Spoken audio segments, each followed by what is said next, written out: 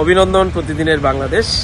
নতুন আঙ্গিকে প্রতিদিনের বাংলাদেশের সফলভাবে দ্বিতীয় বর্ষ শেষ করে তৃতীয় বর্ষ পদার্পণ উপলক্ষে সংশ্লিষ্ট সবাইকে জানাই অনেক অনেক শুভেচ্ছা এবং প্রাণঢালা অভিনন্দন।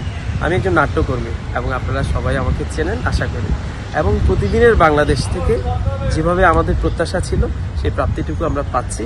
একজন নাট্যকর্মী হিসাবে এটি আমার জন্য খুবই আনন্দের, কারণ প্রতিদিনের বাংলাদেশ প্রিন্ট যে সেকশন আছে সেটি যেভাবে সফলভাবে পরিচালিত হচ্ছে, তার চাইতে বড় কথা হচ্ছে ডিজিটাল যে প্ল্যাটফর্ম আছে প্রতিদিনের বাংলাদেশের, সেটিতে কিন্তু আমরা বিনোদন কর্মীরা, আমরা সাংস্কৃতিক কর্মীরা আমাদের যে চাওয়া পাবো সেটি কিন্তু আমরা প্রত্যাশা অনুযায়ী পাচ্ছি।